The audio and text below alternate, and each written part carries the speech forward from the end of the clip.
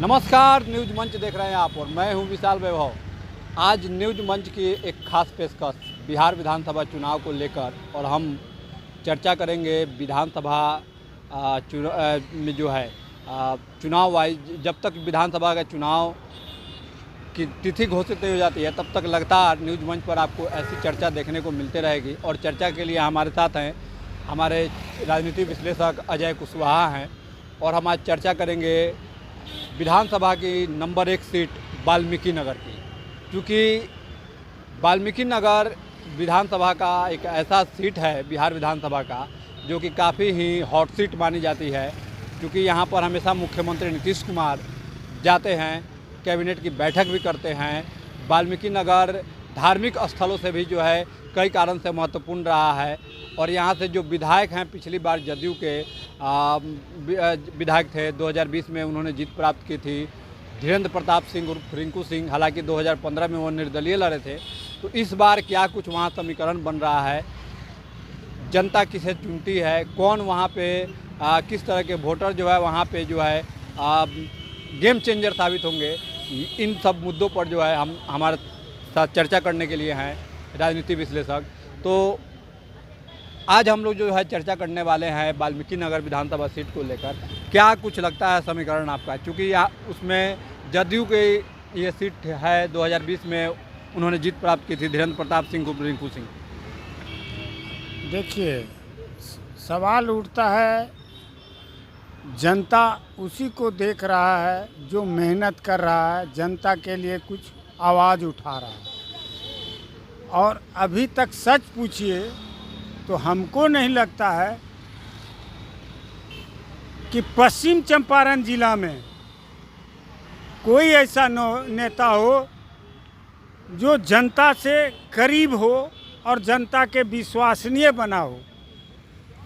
जहाँ तक वाल्मीकि नगर विधानसभा क्षेत्र का है, आज अभी कुछ कहना जायज़ नहीं होगा, लेकिन इतना ज़रूर है, इस बार थोड़ा रिंकू सिंह को महंगा पड़ सकता है, इसलिए कि इन्होंने थोड़ा ध्यान कम दिया है। और रहा सवाल विपक्ष का, विपक्ष में भी अभी तक मेरे नज़र में कोई ऐसा उम्मीदवार नहीं नज़र आ रहा है और पार्टी में कि उसको टिकट दे। अजय जी, आपने कहा कि विपक्ष में कोई ऐसा चेहरा नज़र नहीं आ रहा है, तो वाकई में विपक्ष में 2020 में रिंकू सिंह ने राजेश सिंह को हराया था और राजेश सिंह उस समय कांग्रेस में थे, अभी राजेश सिंह भाजपा में है। तो क्या लग रहा है कि क्या विपक्ष को अभी तक वहाँ नेता ही नहीं मिला? इसका कारण है कि कांग्रेस ने अपना ज़मीन खुद व खुद खो दिया है। इनके नेता हवाई पर ज़्यादा विश्वास करते हैं और जो वहाँ क्षेत्र में मेहनत करते हैं कांग्रेस में, हम तो बहुत नज़दीक से देखे हैं वहाँ जी, 4-5 चुनाव देखे। जो कार्यकर्ता वहाँ मेहनत करता है उसको टिकट नहीं मिलता, इसलिए किसी को कहना मुश्किल है कि किसको टिकट मिलेगा। हवाई लैंड हो जाता है, टिकट लेके आ जाता है। तो आप हवाई लैंड होके आइएगा, कैसे जीत लीजिएगा? हवाई लैंड पर कैसे जीतिएगा? मतलब जनता के बीच रहना होगा, हवाई नहीं रहना आपको होगा। जनता के बीच काम करना होगा, जनता के बीच जाना होगा, उनके समस्या को समझना होगा। एक बैग ये कर रहा है कोई और, एक बैग चुनाव के समय हवाई लैंड होकर आइएगा और जनता के बीच जाइएगा तो जनता क्यों आपको देखेगा? और ये कांग्रेस में सबसे बड़ी दुखदाई बात है। अच्छा, अगर वाल्मीकि नगर विधानसभा की बात करें हम, तो वहाँ जो वोटर हैं वो यादव कुशवाहा भी हैं। थारू की संख्या वहाँ लगभग 55,000 से ज़्यादा है। कहा जाता है कि थारू यहाँ गेम चेंजर साबित होते हैं। साथ ही जो है वहाँ मलाह बिंद की भी संख्या लगभग 35,000 है। ये 2024 की वोटर लिस्ट के अनुसार की बात हम कर रहे हैं। तो क्या लग रहा है कि थारू भी यहाँ गेम चेंजर हो सकते हैं क्या? देखिए, पश्चिम चंपारण ज़िले में थारू एक वाल्मीकि नगर ही नहीं, बगहा, रामनगर, नरकटियागंज, ये और एक सिकटा, ये सभी विधानसभा में थारू का बहुत बड़ा योगदान होता है, बहुत बड़ा योगदान है ये सभी विधानसभा में, क्योंकि ये जिधर एक बैग पलटते हैं उधर जीत सुनिश्चित कर देता है। और वाल्मीकि नगर में कुशवाहा है, यादव भी है, और पहले वहाँ से कुशवाहा ही जीतते थे, ये भी सच्चाई है। लेकिन समय का देन है कि अब समाज में वो यूनिटी नहीं रहा, क्योंकि जो भी नेता बने कुशवाहा समाज में वो अपना सिक्का जमाने के चक्कर में रहा। कुशवाहा में भी हवा हवाई को ज़्यादा महत्व देता है। हम समाज की बात कर रहे हैं, इसलिए सबको समझना होगा कि हवा हवाई से काम नहीं चलेगा। अच्छा, अभी जैसे हम लोगों ने चर्चा किया कि थारू गेम चेंजर हो सकते हैं, तो क्या लग रहा है कि अगर थारू गेम चेंजर हो सकते हैं तो फिर जो राजनीतिक पार्टियां हैं, चाहे वो जदयू हो, चूँकि खाता ये एनडीए में जदयू को सीट जाती रही है, महागठबंधन की बात करें तो कांग्रेस को ये सीट जाती रही है, वाल्मीकि नगर विधानसभा की सीट, तो फिर ये प्रत्याशी जो है थारू प्रत्याशी क्यों नहीं देते हैं? यही तो सबसे बड़ा दुख की बात है, थारू नहीं देते हैं। थारू को टिकट देने के बाद अगर वो लगातार 2 बार जीत जाएगा तो ये एसटी सीट हो जाएगा, और ये एसटी सीट होने नहीं देना चाहता है। आप क्या समझते हैं रामनगर को? अगर रामनगर और बगहा को दोनों को अलग अलग नेशन दिया जाए तो दोनों विधानसभा में अगर सिंगल कोई है तो थारू है। आप रामनगर को एससी सीट घोषित कर दिए, रिजर्व सीट जी।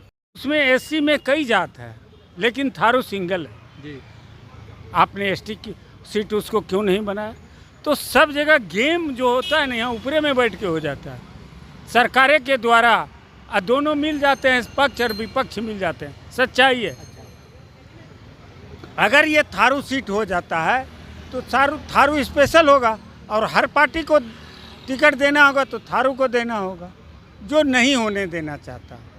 अच्छा, अगर 2015 की थोड़ा सा हम बात करें बैक फ्लैश में, तो वहाँ पे जो है जदयू के जो प्रत्याशी थे उनकी हार हो गई थी, और निर्दलीय उस समय लड़े थे, धीरेन्द्र प्रताप सिंह, रिंकू सिंह, जो कि अभी जदयू में है, तो उस समय वो निर्दलीय जीत हासिल कर लिए थे। तो क्या ऐसा लगा, मैंने माना जाए कि उनको थारू का उस समय समर्थन मिला था?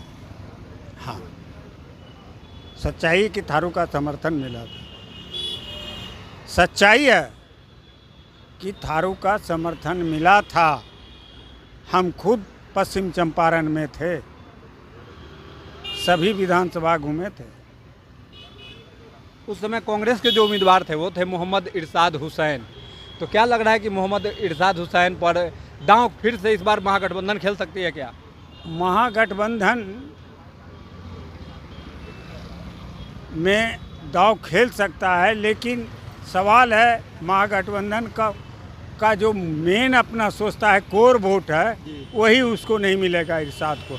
हर हमेशा यही हुआ है, हर हमेशा यही हुआ है कि इरशाद को वोट ही नहीं दिया है महागठबंधन। जब 10 में अकेले लड़े थे उस समय भी कांग्रेस का जो ओरिजिनल वोटर था वह इरशाद को नहीं मिला। यानी समाज मतलब जो कोर वोटर है वही नहीं मिलता है। सच्चाई बता दी आपको, 10 का भी और 15 का भी। कोर वोट जो अपने को कहता है वही उसको नहीं मिला इरशाद को। तो आप फिर सामाजिक समरसता की बात क्यों करते हैं? पिछड़ा दलित आदिवासी की बात क्यों करते हैं? अल्पसंख्यक की बात क्यों करते हैं? अच्छा, जब लोकसभा का चुनाव हुआ था तो एक और खबर निकल के आई थी, वाल्मीकि नगर लोकसभा क्षेत्र थे, क्योंकि सुनील महतो को वहाँ से सांसद हैं, और उन्होंने चुनाव जब लड़ा था तो बीजेपी के एक नेता हैं शैलेंद्र गढ़वाल, जो कि थारू जाति से आते हैं जी, और उनकी नाराज़गी की खबरें आई थी कि वो नाराज़ हो गए हैं। उनको मनाने के लिए बीजेपी के तमाम बड़े नेता उनके पास पहुंचे थे, सतीश दुबे भी पहुंचे थे, बीजेपी के और बड़े बड़े नेता उनके पास पहुंचे थे, तब जाकर उन्होंने माना था तो क्या लग रहा है कि एक बार फिर से शैलेंद्र अग्रवाल वहाँ पे खेला कर सकते हैं क्या एनडीए गठबंधन के साथ? हम तो टोटल विधानसभा का नाम बता दिए आपको। जी। वाल्मीकि नगर, बगहा, रामनगर, नरकटियागंज, सिकटा, ये पांचों विधानसभा में गेम चेंजर है थारू। लोकसभा में हो या विधानसभा में हो, तब तो शैलेंद्र अग्रवाल एक बार फिर से अपनी दावेदारी प्रस्तुत करेंगे लोकसभा में तो था कि शैलेंद्र अग्रवाल को टिकट मिलने जा रहा है जी कांग्रेस से। सच्चाई बता रहे हैं आपको, अंदर की बात अंदर की बात। जी। लेकिन क्या हुआ, क्या हुआ, अपने को जो कोर वोटर है वही दूसरे को आगे नहीं आने देना चाहता है। और इसीलिए हमने कहा कि सत्ता पक्ष हो या विपक्ष, वह 2-3 सीट तो एसटी का हो सकता है। वाल्मीकि नगर, बगहा और रामनगर, ये 3 को तो नियमतः आप छोड़ दीजिए। आप रामनगर को क्यों नहीं बनाए एसटी सीट? रामनगर तो है ही, एसटी सीट है। एसटी सीट है तो क्यों नहीं बनाए? एकल्ला एसटी में वो सबसे भारी है। अगर सबको देखिएगा अलग अलग फुटकर बना के जी। तो एकल्ले है। वही स्थिति बगहा में है, वाल्मीकि नगर में उससे कम है, लोकसभा में है। जी। लेकिन बगहा विधानसभा क्षेत्र में उनकी संख्या है।